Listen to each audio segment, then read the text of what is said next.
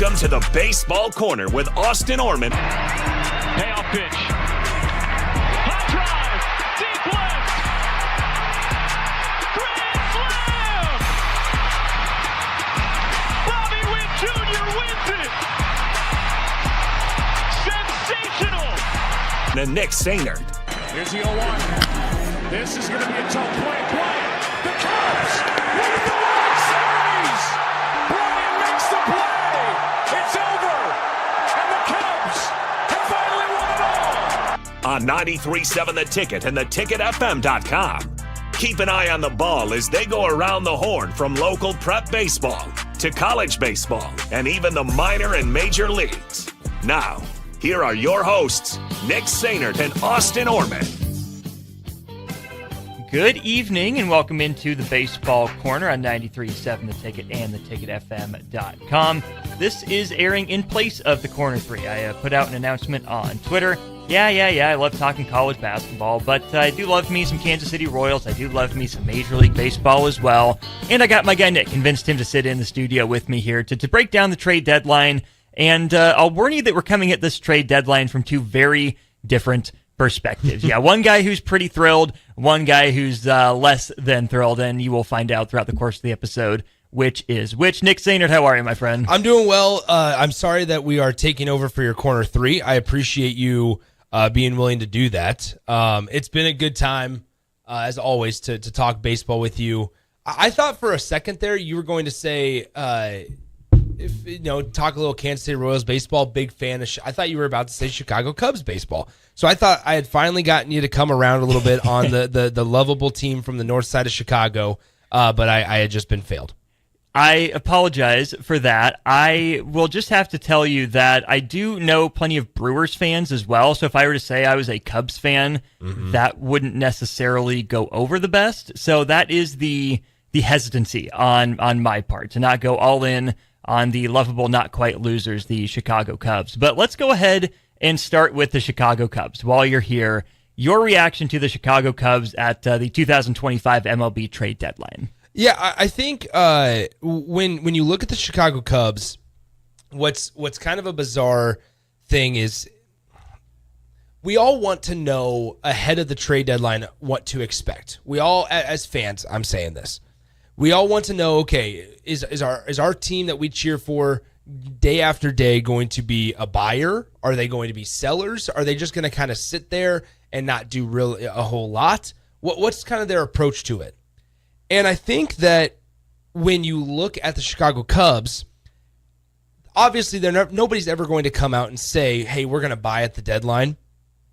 But when you looked at trying to make inferences and hypothesis of what the Chicago Cubs could, might, should do, it looked like they were going to be buyers. They're right in the thick of it for the NL Central race. They have been leading the NL Central race for a long time until the Brewers really caught fire the last month and a half or so with one of the best pitching staffs in all of baseball. And the Cubs are kind of in this really weird spot, whether you want to look at it short term with what they can try to accomplish this year in 2025. But I also want to look at this as in a conversation in an angle of what their actions essentially on July 31st of 2025 mean for 2026 and beyond, because there's implications there as well. And so it's not that I'm frustrated that the Cubs did not go out and get a couple of extra pieces, because they were active, right? They brought in 4 guys, Soroka, obviously Willie Castro's on there, Kitteridge, is on there as well. They brought in some players. However, I'm also thinking of Taylor Rogers, the reliever. However, the one that moves the needle the most, I think, for a lot of the fans is probably going to be Willie Castro. But that's not, whether it's the bullpen or in the lineup, that's not where you needed to add the most. It was starting pitching. It was in the rotation. And to get now removed from this trade deadline, and you are still in the same spot that you were in 3 days ago, 6 months ago, with below par, subpar starting pitching, while you have one of the best offenses in baseball, while you've had a really good bullpen in baseball, and you have a guy that's in a very, very important contract year of Kyle Tucker, you neglect and are unable to go out and get some more pieces. Neglect, I think, is probably the better word rather than unable, because the Cubs have a pretty darn good farm system. It seems like there were pieces available for the Cubs to trade. Even maybe trade out of some of their major league depth is something they could have done, but no Seth Lugo. Didn't make a good enough offer to the Royals, / the Royals were asking too much, right? Yep. I don't want to put the blame all on the Cubs necessarily if we don't have to. I don't know what the Royals were asking. There were people that put together some different packages that made some sense to me. But then you look at, Merrill Kelly, not a Cub. Zach Gallen, not a Cub. Sandy Alcantara, not a Cub either. Mackenzie Gore was a name that there was some smoke around potentially heading to the Cubs, and now that would have taken almost assuredly the biggest package of prospects with the control that Mackenzie Gore has, the strikeout numbers that he's been putting up. So this isn't just a Cubs thing, right? You have to take into account, Jed Hoyer knows what was being offered to him and what he would have to give up in exchange. And without knowing all those details right now, maybe it'll come out after the trade deadline.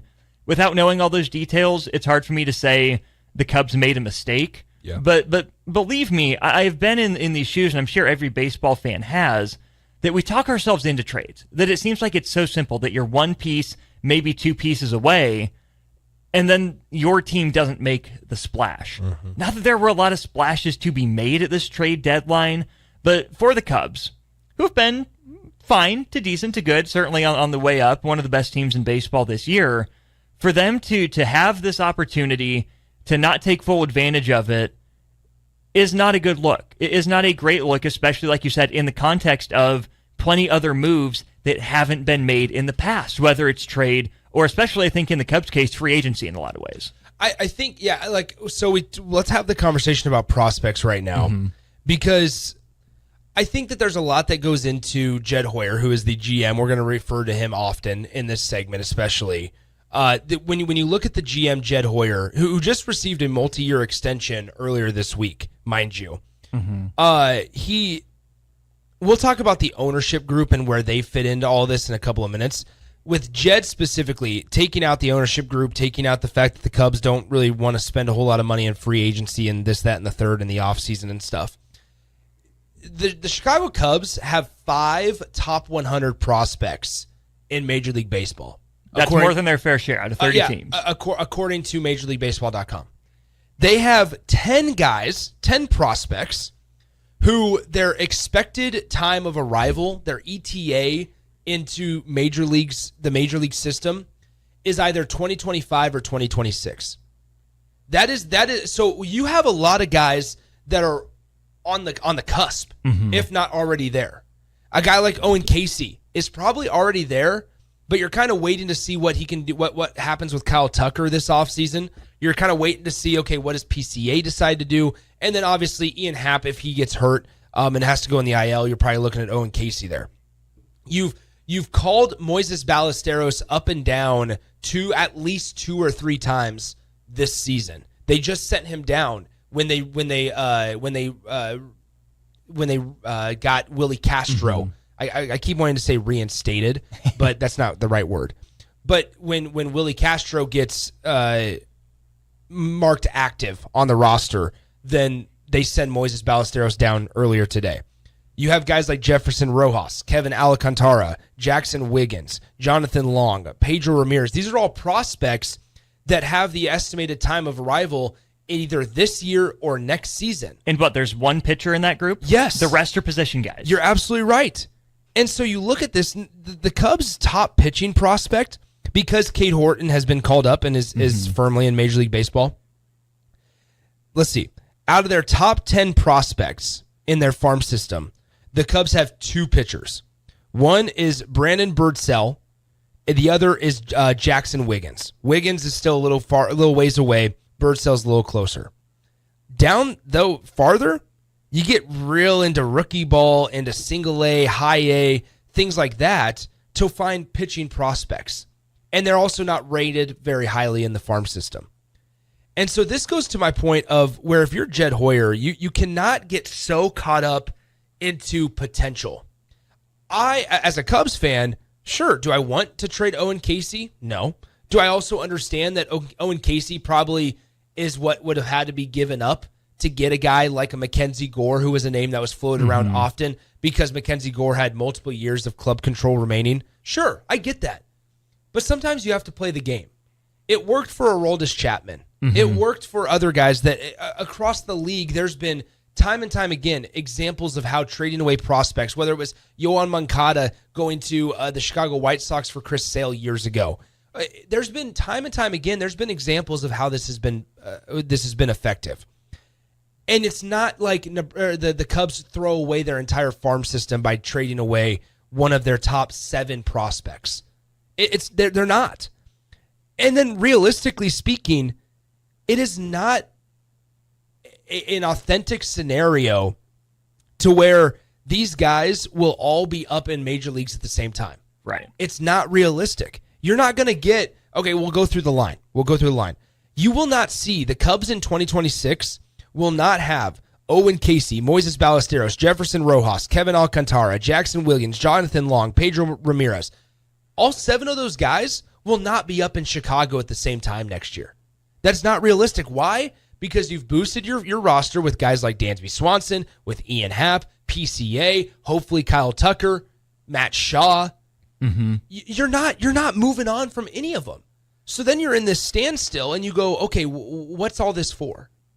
What's all this for? And Jed Hoyer comes out yesterday when he speaks to the media and he says, look, the ultimate goal is to not have up and down seasons. It's to be pretty consistent.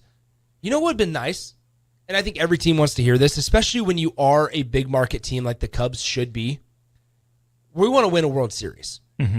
Like, it's different for your Royals, and I think that you can provide a lot of perspective on this, to where maybe that quote is much more applicable to the Kansas City Royals, to where JJ Piccolo can go, look, we're just trying not to have these massive tidal waves of one year we are one of the worst teams in Major League Baseball. The next year we're fighting for the AL Central. Then the next year we're once again lovable losers. Like, I think that it's important for small market teams to maybe have that mindset. But for a team in an organization like the Cubs that have one of the best farm systems in baseball, if not the best, and are maybe one starting pitcher away from really cementing themselves as a perennial leader in that National League that is absolutely loaded with competition this season, you neglected to add a piece and then come out and say, we're just trying not to have these massive up and down swings. Well, no. The goal should be championship window. We identify 2025, 26, maybe 27 as a championship window. And guess what? We're gonna get a World Series out of it. And if we don't, we're gonna be able to look back and say, well, we tried our hardest to. Yeah, we went down swinging. Yeah, which is not what you can necessarily say the Cubs are doing. And I think you have to keep that in mind too, in light of the lack of an extension for Kyle Tucker. The fact that that's still not been done yet. Right now, he's a rental. Not to say they can't re-sign him, but he's going to be pricier if he hits the open market than if the Cubs were to sign him to an extension. Obviously, they tried that with Pete Crow Armstrong. But I want to hit on this. We'll get to the Royals in the next segment. That's where I'll really expand on my thoughts there, because I had plenty of Royals thoughts on Monday that I think deserve following up on in light of what they did and didn't do. But at this point, I don't think it's as much a divide between big market and small market, which clearly will always be the case in a game like baseball. There's no reason for a team like the Cubs to be bad with the money that they should have available, right? Whether that's free agency, whether that's trades and you eat some money, whatever it is.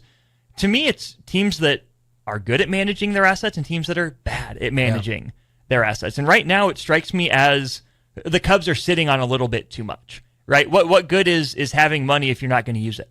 You know, if you're just going to hide it under your pillow, that doesn't do you any good, right? You invest it. How do you invest talent? Either you put it in the major leagues or you trade it for major league ready talent to help you win a World Series in a year that you are a legitimate frontline contender to bring home a ring. And now I'm not saying sell everybody, but I think a comparison here, Nick, needs to be made between the Cubs and the Dodgers. You know, two big cities, right? Maybe even throw the Mets in there as well, right? The three biggest cities, New York, Los Angeles, Chicago. The Cubs in Chicago, yeah, sure, it's the third of those three markets, but it's still a top three market in baseball. There's top three market money to be had in a brand, in a name, in an ownership group like the Cubs have. How do the Dodgers do it? Yes, they go out and they spend in free agency. Absolutely they do. People get mad at that every offseason. Oh, you let the Dodgers get this guy? You're ruining baseball with how much money they're spending.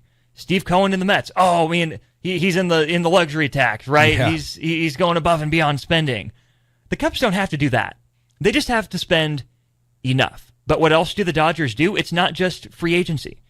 I really like the Dodgers trade deadline, how active they were, what they were able to get for Dustin May on an expiring deal, right? The Cubs didn't do any of those small moves that helped them on the margins necessarily, got them better this year, and maybe helped them next year. Maybe saved some money, got it off the books. And then the other thing is the draft, right? That's what the Dodgers have nailed. The Dodgers have one of the top farm systems in baseball as well, and credit the Cubs for getting to that point with this list of prospects that you just ran down. You don't have to dabble in the deepest water in all three, right? You don't always have to make the blockbuster trade. You don't always have to have the best farm system, and you don't always have to, go out and spend the biggest money on a free agent. But you have to find ways to piece all those things together. And if you look at some of the positional overlap as well, right? Like Casey and Alcantara, Alcantara will probably come up as a center fielder, move to a corner. Casey's a pure corner. Jonathan Long, that's a corner guy.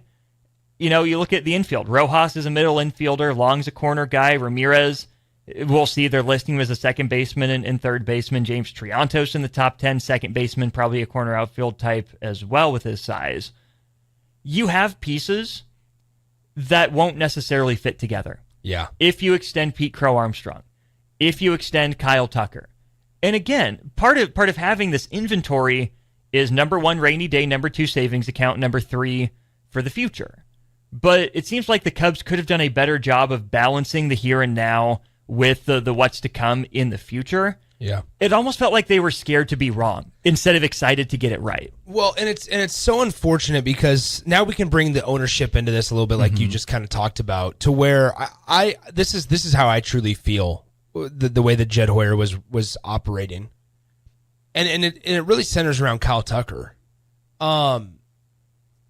If you're able to re-sign Kyle Tucker in 2020 after this season in 2025, there is no excuse for not going out and being more aggressive. I think Jed Hoyer has confidence in the Cubs' ability to re-sign guys like PCA or extend guys like PCA to re-sign somebody like Kyle Tucker as well. Who, by the way, traded for both those guys. Yes. But unfortunately, I think that there's a part of Jed Hoyer who understands how the Ricketts operate. And I'm sure that there's probably a concern in the back of Jed Hoyer's mind saying, will I have the funds available to me to sign these guys? And that's where I think maybe Jed Hoyer sits there and says, I need to hold on to the farm system in case I don't get the money. You look at the Cubs in 2026.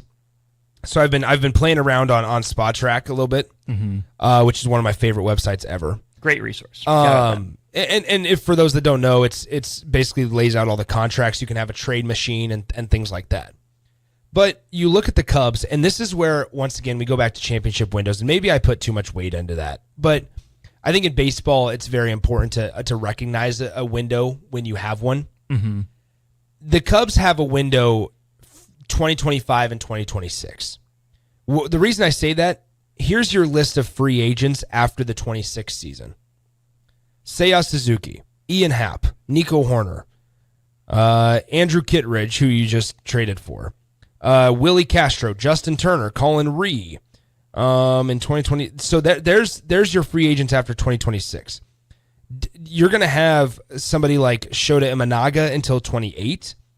But for the most part, Kyle Tucker, 2025. What happens with him, right? Brazier, 2025. Soroka, 25. Justin Steele, 25. Willie Castro, 25. This is when you have to strike, because more than likely you're not going to be able to re-sign everybody. PCA is going to be in arbitration. Ben Brown, you have to decide what you want to do with him. There are a lot of unknowns after 2026. And so once again, if you are content, if you're Jed Hoyer, to sit back after 2026 and say, yeah, you know what we did, we gave it our best shot, and you got zero, you didn't get very close to a World Series, then that's fine. You're the GM, you have to live with that. But I think that when you have an opportunity and you have guys, Dansby, Seiya Suzuki, Jameson Taillon, Ian Happ, Shota Imanaga, Nico Horner, Matt Boyd, Carson Kelly, who's had a really nice year, a couple of relievers, right? Some veteran guys like Justin Turner. When you have these guys under contract for the next couple of years, you provide yourself that championship window. The way you've managed it in 2024 and in now early stages of 25 have now allowed you to be in position to go out and maybe strike while the iron's hot. And then when the moment comes, you don't. That's what I think is most disappointing, because we'll never know the actual reason. And maybe it's something as simple, and I'm overthinking it, Austin, to maybe it's something as simple as, you know what, the market was just asking too much. And maybe that's part of it. But also, at some point, you cannot continue hugging your prospects and your farm system when in 2027, 28, really more so 2028, you're probably going to go through a rebuild. So you need to move on from some of these guys. Owen Casey is young, yes, but he's 23. In 2027, if you're going to wait for him until 27 to come up, he's going to be 25 at that point. That's old for a prospect. Same with you look at Alcantara is 23 already. Jackson Wiggins, 23. Jonathan Long, 23. Brandon Birdsell, 25. These aren't 18, 19-year-old guys that you signed from overseas that are ready to go by next year, and they're going to be 20 years old making their major league debut. The farm system can be rebuilt. But also, especially if you trust your drafting track record, that's been pretty good recently. And I also don't think that you have to obliterate your farm system. You had to obliterate your farm system to find success this trade deadline. And if you're Jed Hoyer, and the reason that you didn't make a move was, to your point, that you were handcuffed, whatever you want to say, by ownership saying, yeah, we don't anticipate the budget, being much higher than this next year, so you got to work within these confines. To me, that is even more of a reason to come out and say, again, they're your bosses. You don't want to make them mad. But I think the way that you can do it if you're Jed Hoyer is say, yeah, we had a bunch of conversations with Washington. We had some conversations with Miami. Kind of shift the blame over there. They wanted 3 top 10 guys. Yeah. They wanted 2 top 10 guys and another top 30 guy. We didn't feel like it was worth that. We trust our pitching staff. We trust our pitching coach to get the best out of Mike Soroka. We saw some numbers that said he's better than he might look on the surface this year. We're confident that he'll bounce back. We're confident in our offense to continue to carry us through. That's not what he said. Yeah. He didn't say much of anything. And I think, not that you're in the PR business necessarily if you're Jed Hoyer, but kind of you are. Did he feel maybe too comfortable, too safe with the extension that he received, saying, yeah, fans can deal with it. They'll take what I give them, and that's that. Yeah. You shouldn't allow yourself to be dictated by the whims of the fan base. That's not what we're trying to say at all. But those people who are paying good money, who are invested in this team that right now sits in the number 1 wild card spot, to tell them that we're just going to ride it out, okay, then you better be right. Because the teams that are trailing the Cubs in the wild card right now, Phillies locked into a wild card spot at the moment. They're a game and a half up on the Padres. Both the Phillies and the Padres did a whole bunch more than the Cubs did. They did. To get better. Now, I feel really good about the Cubs being a playoff team, but, seeding is important sometimes, right? Cubs are a game back of the Brewers, who also didn't do much, so maybe that makes that pill slightly easier to swallow. But Cincinnati made some moves on the periphery. They're like 7 games back of the Cubs, not really a huge threat, but, they're still within striking distance. So the 3 teams immediately behind the Cubs got better at the trade deadline, and they didn't move a whole bunch to have to do it. Maybe the Phillies, with all the moves that they made, probably come away looking the worst. San Diego made some big moves as well, but that's just who A.J. Preller is. We've come to expect that. It's just so striking to see the difference between Chicago, where you feel like there should be, more money, more flexibility, more options, how aggressive, they are not, how passive they are, compared to A.J. Preller, who treats every year like it's the end of the world. Yep. Now, not that A.J. Preller's been right yet, hasn't had a World Series to show for it, but man, if you're Chicago, you got teams hot on your tail, and you just improved on the margins when it seemed like there were bigger fish out there for you. Really, what I think the big issue is you're not maximizing this year of Kyle Tucker, especially if you're not planning to re-sign him. Exactly. And I think to your point with A.J. Preller, the teams that are on the Cubs' heels, what about the team that's directly in front of the Chicago Cubs by one game right now in the NL Central, the Milwaukee Brewers?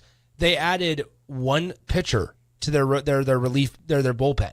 That was all they did. And so I look at it as, it goes back to the strike while the iron's hot type of comment, or be aggressive, to where in a world, I'd be more frustrated if I was the Brewers, because I'm sitting there going, we have one of the best pitching staffs in baseball. Have we supplemented our lineup enough to be good enough to make a postseason run? And I think the answer is no there. They've done a couple of good things, but then I look at it from a Cubs standpoint and I say, you have somebody that's in front of you that just sat on their hands the entire day, and you weren't able to take advantage of it. That's where I sat. That's another angle to it that we haven't even talked about. You haven't even made the decision of, oh man, the Brewers aren't going to do anything. Okay, fine, we'll go ahead and do it. Why? Because all the teams that you just mentioned that are on the Cubs' heels said the exact same thing yesterday. Oh, the Cubs aren't doing a whole lot today. Oh, okay, we'll close this gap. We'll control what we can control and close this gap. And so that's where I think it can be really disappointing at times for just baseball fans in general. I thought that literally people might say I'm overreacting. If the Cubs were to go out and get a starting pitcher, I would have given Jed Hoyer an A in the trade deadline. Why? Because you look at what they did give, or what they got and what they gave up for him. You trade away. Let's just start with they first, Ryan Presley was DFA today, or yesterday. But you trade for Taylor Rogers from the Pittsburgh Pirates for Ivan Breathauer, who is a 23-year-old 7th-round pick from the 2024 draft. Wasn't a high-rated prospect. That's good. Good. I mean, good return for investment. You got for Willie Castro. You gave up Sam Armstrong, who is a 25-year-old 13-round MLB draft pick from 2023. Fine, right? That you're going to have to move on from those guys at some point. For Soroka, you gave away Christian Franklin, who's been in your farm system since 2021, so we're going on 5 years now, and never got up to AAA.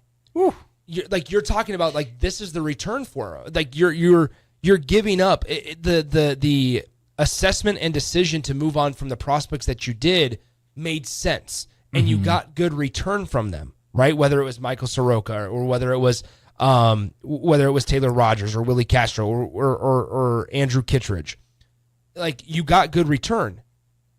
It was just okay, I'm gonna get on the plane to go skydive, but as soon as they open the door, they say, "Wait, I don't want to do it. I don't want to commit fully to this year. I'll come back out next year, and that'll be the time I jump." Why wait? Why wait? That is where it was they wanted to be aggressive, but they didn't want to just show everybody that, hey, we're going to commit to 25 and 26. Fascinating spot for the Cubs to be in. Still in a good position. Maybe could have been better. Any final thoughts here on the Chicago Cubs at the MLB trade deadline? I just think that for the Chicago Cubs, for the trade deadline, I think it is what it is. You need guys like a Ben Brown, Cade Horton. Those are the two guys I think. Matthew Boyd needs to continue doing his thing. Those are your kind of starters for this weekend that the Cubs are going to go with. A 6.59 earned run average by Ben Brown, not good enough. It's just not that. That is something that you're not going to get deep into the postseason with.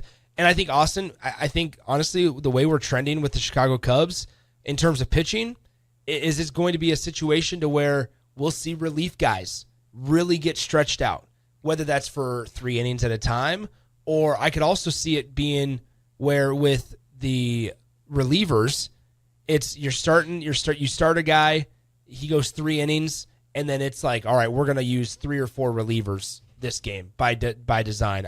I just think it's going to be a committee approach because I just don't think that the Chicago Cubs have the frontline pitching right now. Remains to be seen. Cubs sit in the number 1 spot in the NL wildcard, like Nick said, just a game back of the Milwaukee Brewers. We will turn our attention to the Kansas City Royals. Of course, we are Lincoln's home for the Royals here on 93.7 The Ticket. I got on my soapbox. Did they make me eat my words, or did they do what I asked them to do? We'll give you that in the second inning of Baseball Corner after this.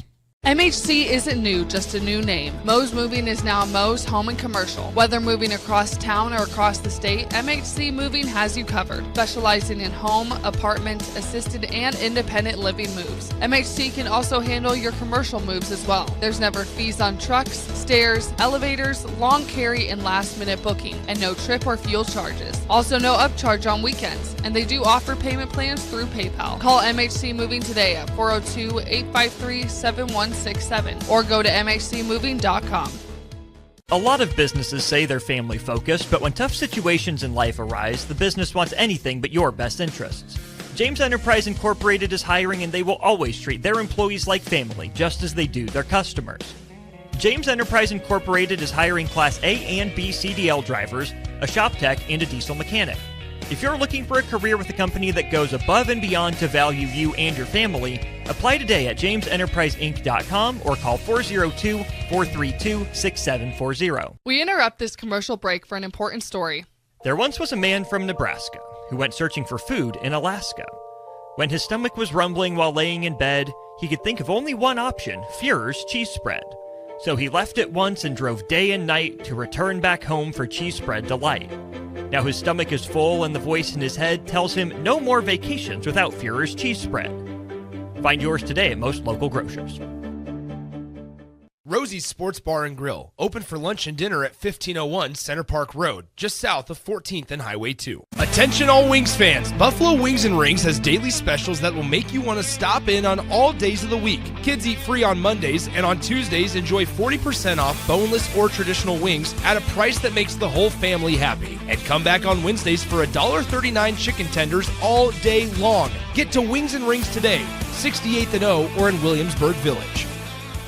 Life changes, and sometimes that means changing where you call home. Whether you're downsizing, growing your family, relocating, or facing tough times, you shouldn't navigate it alone. I'm Laura Bonta-Bush with Woods Bros Realty, and I'm here to guide you with all your real estate needs. As wife of football coach Bill Bush, I understand the importance of teamwork and making sure you are supported every step of the way with honesty, integrity, and compassion. If you're looking for a game plan to buy or sell your home, text or call me at 402-525-0843. That's 402-525-0843. Attorney CPA Joe Cordell. Hopefully you and I agree that you should do everything you can to save your marriage. Divorce is hard, expensive, and its outcome is usually not all you hope for.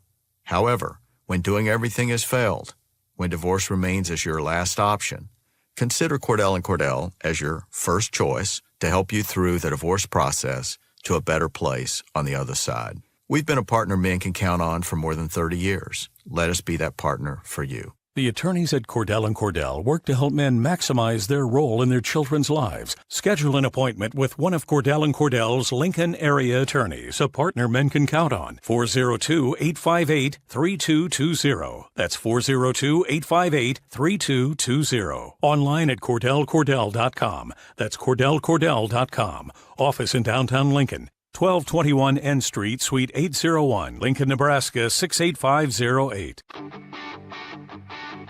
Gaina Trucking is hiring CDL Class A and B drivers. Their strong team culture makes it not a job, but a career. Gaina Trucking offers health, vision, and dental insurance, 401k with company match, an employee assistance program, and other bonus programs. Build a better career today with great team culture at Gaina Trucking. Learn more and apply today at GainaTrucking.com.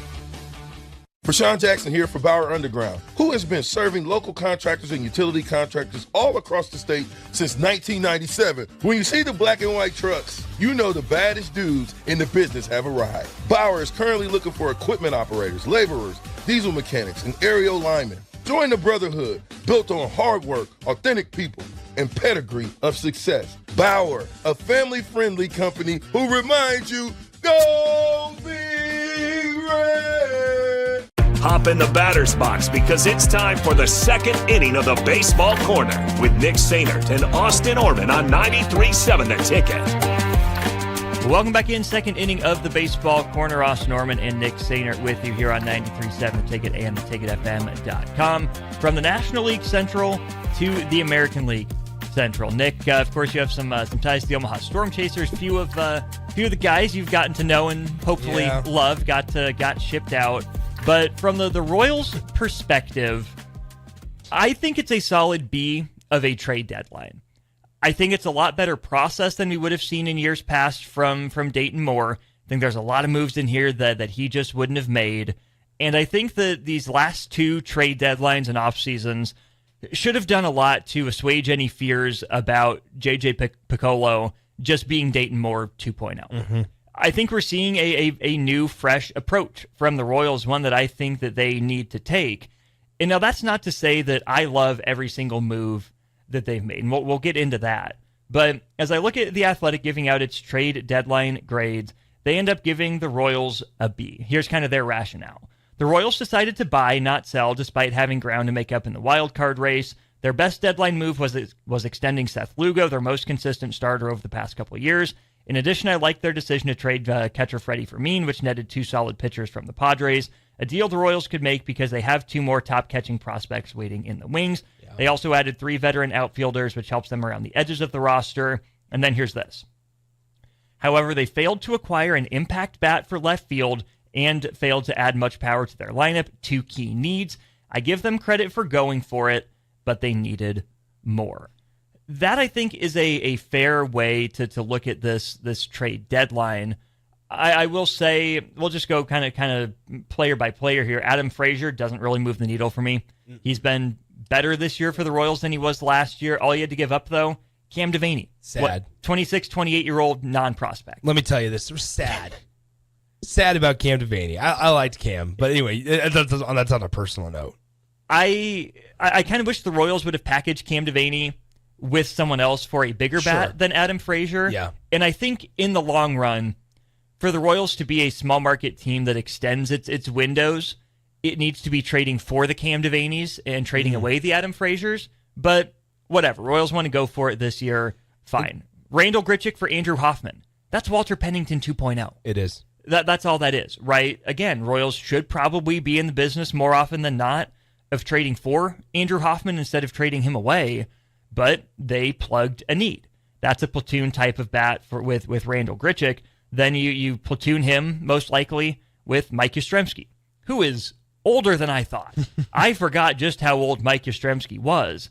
And, for being the rental of this group, really, the highest profile rental, gave up the most to get him. And that's a top 20 prospect in the Royals system in Junior Marte.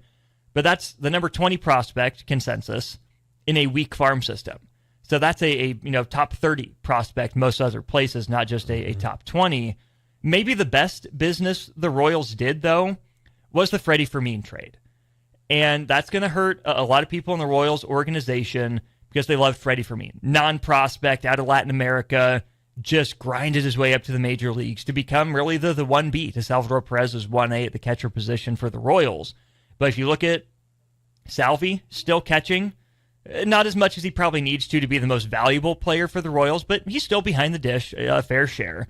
You signed Luke Maley, who offers a lot of the same stuff that Freddie Fermin does, but just isn't one of the Royals guys. He was a free agent pickup there. You have Carter Jensen mashing in AAA. You drafted Blake Mitchell as a high school catcher in the first round a couple of years ago. Luca Tresh in the organization. Ramon Ramirez down at high A. The Royals have a bunch of catching depth. And finding a serviceable backup catcher isn't exactly the hardest thing to do in baseball. So the fact that the Royals were able to make a deal with A.J. Preller in all his A.J. Prellerness for a 30-year-old backup catcher who looked a little overmatched at times when Salvador Perez missed some time and wasn't catching last year. I guess that was mostly because Vinny Pasquantino was out with the broken bone in his hand, thumb area. So Salvi moved primarily to first base, so Freddie Fermin took the bulk of the reps at catcher. Freddie got a little overextended by last year. He's fine for a backup, but for the Royals to get two controllable arms, one with a really high rating on his stuff in Ryan Bergert, who's a rookie, and another guy who's not going to be a free agent until 2030 in Stephen Kolek, that's really good business for a team that had starting pitching depth coming into the year, lost it due to injuries primarily. They rebuilt that starting pitching depth with those two guys, Bailey Falter from the Pirates as well. Assuming everyone or most guys come back healthy, the Royals know and trust that they can continue to take flyers on these pitchers and make them 10, 15% better because of their pitching coach. And then if everyone comes back healthy and in good position, Nick, that leaves the Royals in really good position to trade from a spot of strength with all that starting pitching depth, probably as part of a package, to maybe go out and trade for the outfield bat that they didn't get this offseason or at this trade deadline. Yeah, I think you're right. I think it's not going to be long until Royals fans see Carter Jensen. I mean, he's done really, really well in Omaha. Mm-hmm. He has more home runs in 23 games in Omaha at the AAA level than he did in 68 games for Northwest Arkansas at the AA level. And that's obviously power is a piece that the Royals need, especially depending on how long Jack Caglione is sidelined, right? Like, that's the other part of all of this that nobody's really mentioning is I get that you wanted to add pieces. What is the outlook for Jack right now? And not that I'm overreacting and saying that Jack Caglione at Major League level is a bust, because I don't think that's the case. Jack's going to be at his best when he can just DH. That's going to be when Jack's at his best. But you forget MJ Melendez has dropped off significantly, right? And he was brought up as a catcher initially, right? So like there's other pieces to it when we have, whether it's the catcher conversation, outfield conversation. It was very obvious that the Royals looked at that their outfield and said, we need to boost this dramatically. And I felt like for the Adam Frazier stuff, this is where it's really important. We talked championship windows last segment for the Cubs. I think it's important, something I call trade windows for an organization like the Royals. Move on from prospects at the right time. You have to have a touch and a feel for when is the right time to move on. When can I get the most out of these guys? And I would label Cam Devaney in that conversation. I would also label Nick Prado in that conversation. Those are two guys. Cam Devaney should have gotten traded about a month into the season this year when he was absolutely scorching at the AAA level. And why you're probably saying why in the world would I say that? Well, here's the unfortunate truth of Cam Devaney. You knew his name was going to be on the trading block because as a shortstop or an infielder, you look at what the Royals had in the Major League level. Obviously, your franchise player in Bobby Witt Jr. You have investment into Maikel Garcia. And you traded for Jonathan India. You traded for Jonathan India and paid him a decent amount of money. There was nowhere for Cam Devaney to play. There was nowhere for him to go. And he got called up for a brief stint when guys went on the IL or something happened in the infield. But he never played. Never played. And so you knew that was going to be the case. Well, you kind of had that. It's not like you just signed Bobby Witt Jr. to an extension 2 weeks ago. It's not like you just signed Maikel Garcia to that corner infield spot a month and a half ago. You have to have a feel for when it's the right time and when you can get the most out of guys in terms of trade value. It's knowing your prospects better than other teams. Yes. And I think that the Royals have struggled to do that because like you were talking about with the Cubs, the Royals, Nick, in our lifetimes have been so dead set on drafting and developing their own guys and getting them to the major leagues. Which is fine. You're going to do that with Carter Jensen. Which again, that's great if you want to draft, develop, and get your guys to the major leagues. But it's not great if they're not impact players. You're right. Right? The poster child for this is MJ Melendez. The Royals should have known before anyone else that MJ Melendez was not going to stick at catcher and that there were holes in his swing that Major League pitching was going to be able to exploit. They got so enamored of drafting him, of saying, oh, look, he led the minors in home runs. Here's our guy that's going to take over for Salvi, and he'll get better at defense. We'll trust him to get better at defense. Well, then they move him off the position because Salvi's still around, and they continue to draft catchers that are rising through the ranks. They try to move him to the outfield. He's a below-average glove, and he's not even, hitting like Nick Castellanos to make up for it. Yeah. The Royals needed to know. Again, it's a prospect. You can never know. But you had to have more confidence in your evaluation of MJ Melendez that either he could do it and you were wrong, or that he wasn't going to be able to hack it and you had to trade him at the peak of their value. MJ Melendez is the centerpiece of a trade. Could have gotten the Royals as much, if not more, as like Will Myers did. Yeah. Right? Part of that package that the Royals made available to the Rays for James Shields and Wade Davis, guys that helped the Royals to the World Series in 2014 and, at least in Wade Davis's case, win the World Series in 2015. But what did the Royals do there, Nick? This is illustrative of my next point. They drafted and developed very well with Eric Hosmer, with Mike Moustakas. They got Salvador Perez from the Latin ranks. Obviously, Alex Gordon was in the mix there as well. Giordano Ventura was a piece for that 2014 team making it to the World Series. They found under-the-radar guys in Greg Holland and Calvin Herrera, all guys who passed through the Royals system. But then what did the Royals do, on top of promoting all those guys together? That was a big selling point for them. They made a couple trades that hurt, right? The Will Myers trade for Shields and Davis, and especially the Zach Greinke trade that netted them, who was it? It was Alcides Escobar, Lorenzo Cain, and one other guy. Another pitching prospect was in that deal. They didn't want to trade Zach Greinke. They were proud of him, but they made the tough move at the right time for Zach Greinke. Traded Greinke and Bentecourt.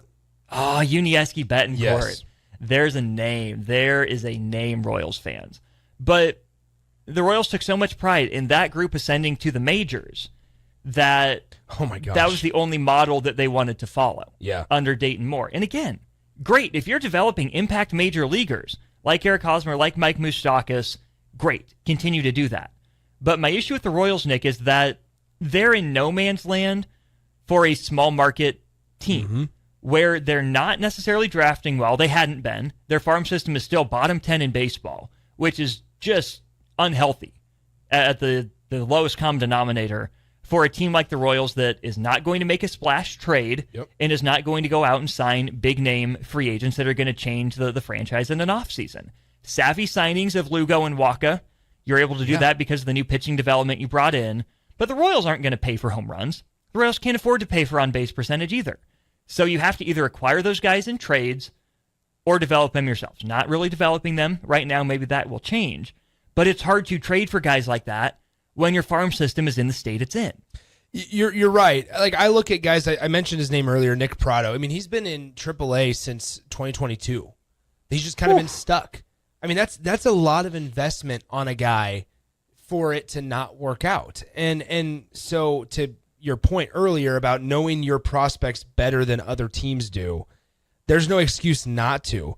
Here's the way I look at it also. Some of the guys that they've called up that have stuck around up there, John Rave is the first one that comes to my mind. Really good AAA player, just not quite there on the major league roster. He would be categorized as a quad A guy, right? Yeah.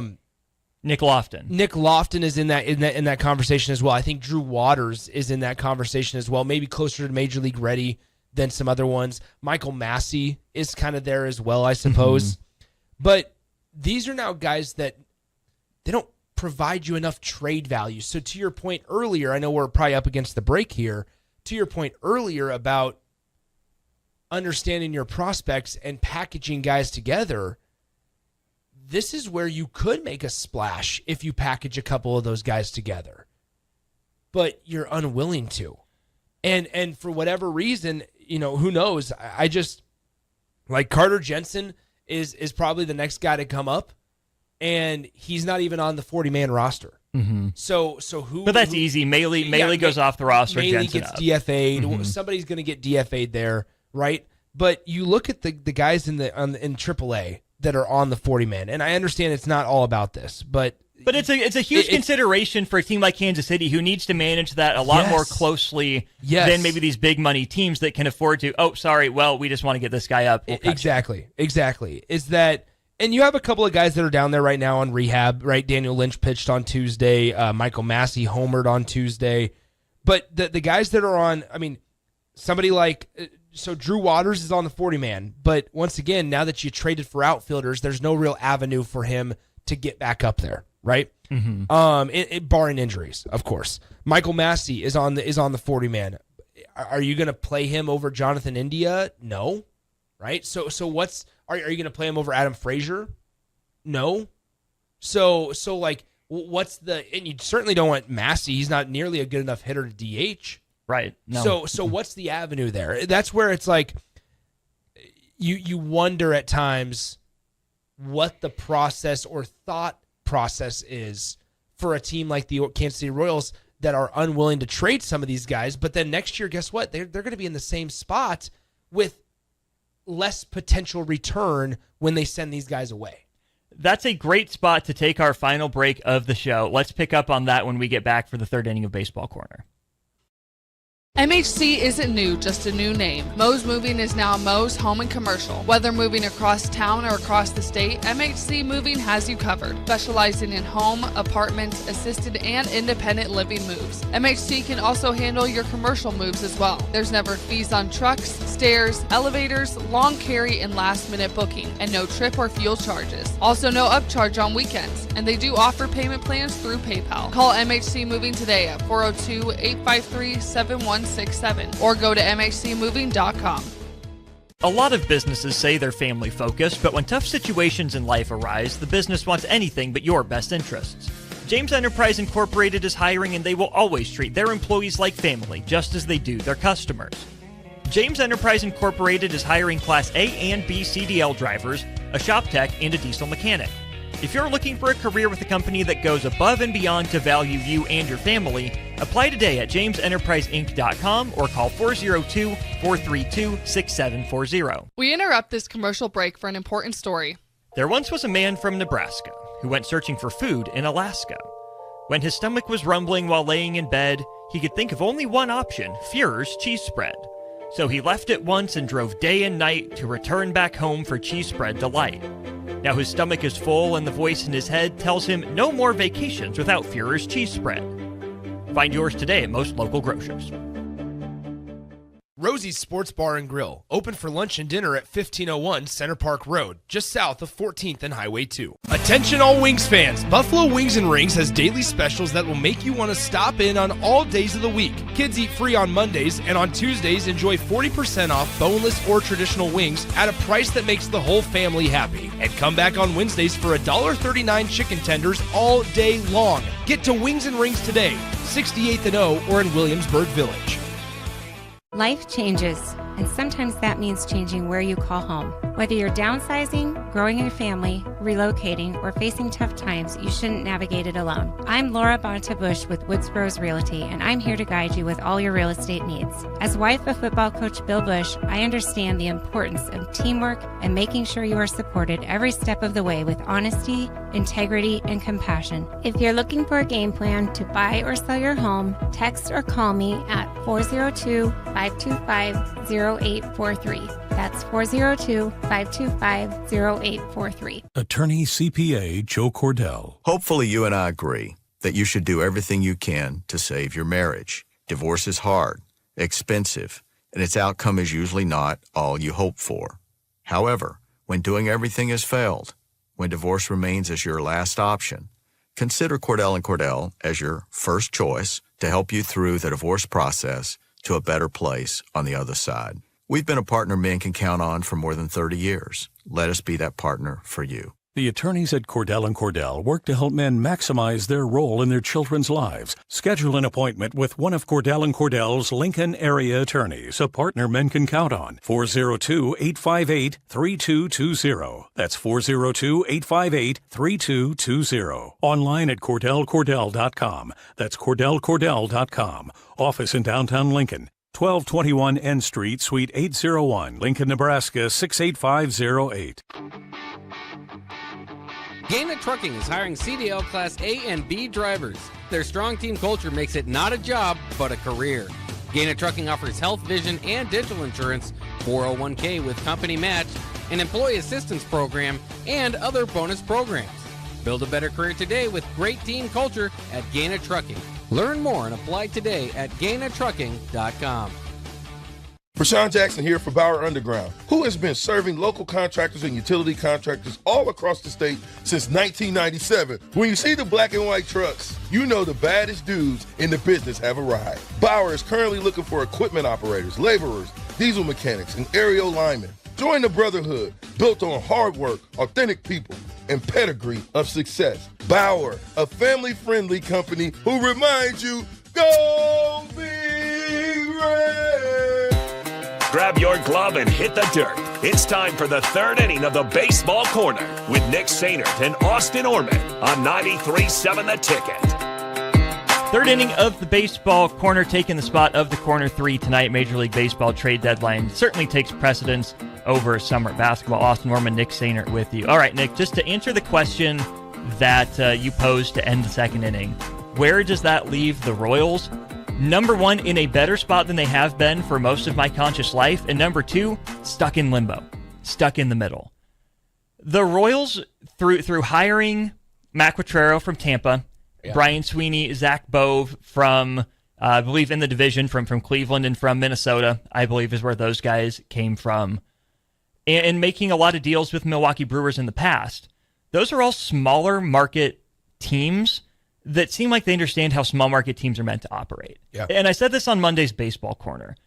If the Royals are willing, under John Sherman's ownership group, to invest more in free agency, more power to them. I will not look back at the Seth Lugo trade and be upset at all. Because the point of being a fan is to find a team you like, to find players you like, and to root for them. We should never be mad at our teams for re-signing good players. Yeah. You know, so I don't want to be mad about the Seth Lugo signing. Where I get upset is where the Royals do not come to terms on extensions with Hosmer, with Moustakas, with Kane, with Escobar. They all become free agents at the same time in 2017, and the Royals don't trade them away. They don't look to the future and say, hey, as a small market team, either it's going to be 5 years until we get this next wave and fans are going to have to sit through it. They didn't do that and say, hey, we're going to rebuild. We gave these guys their one last hurrah, their one last shot at it. We went for it. It didn't work out. Be patient with us. But the other thing that they didn't do was trade those guys on expiring deals that could have had value to contenders to get prospects back, to make sure that, hey, maybe there aren't the peaks and the valleys really that 2018, 19, 20, 21, and especially 22 were for the Royals. I love that the Royals went, as in as they could go, seemingly with the state of the farm system, like you said, on this year. It tells me that they want to be competitive on a year-in, year-out basis, like those three teams I primarily mentioned. The Brewers, since let's just say 2017, when the Royals could have really taken this first step under Dayton Moore.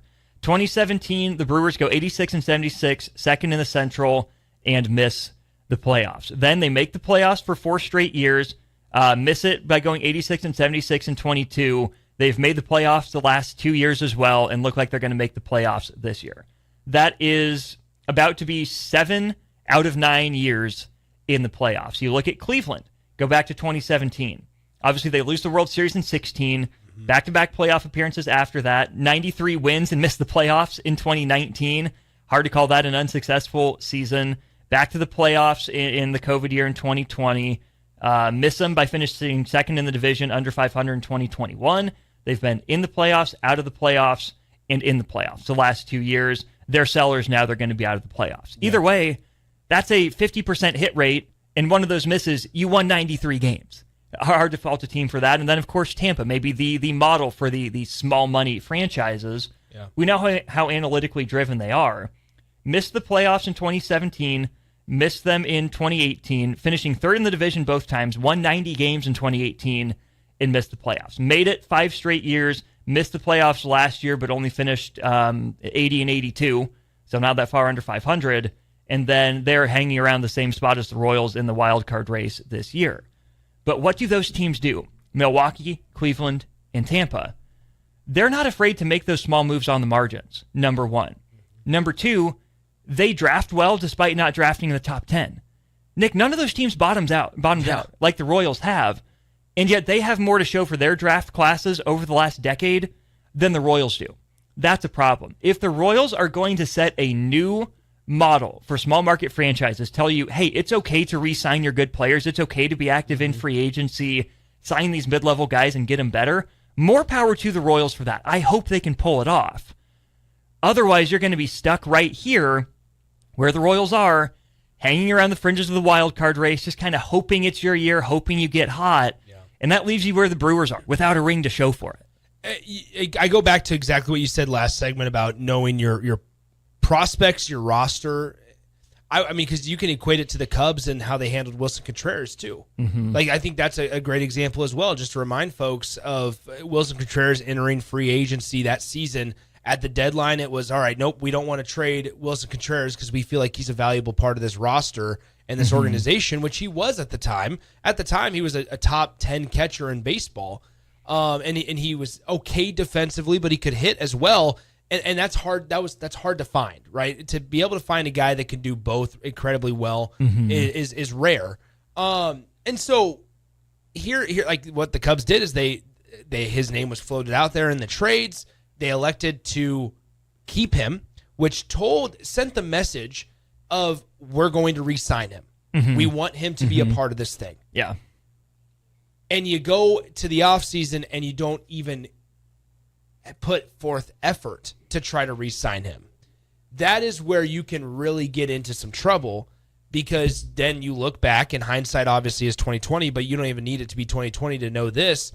You look back and you say, yeah, we could have gotten quite a large haul for this guy, but now we get nothing. Yeah, you allowed him to walk for nothing, and you allowed another team to swoop him up without sending any of their resources your way. You're just empty-handed. So the roster management and the understanding of how guys feel, their current situations, their standings with the club, is incredibly crucial. We just showed it. You gave a small market example of the Kansas City Royals. I gave a medium to large market example for the Chicago Cubs.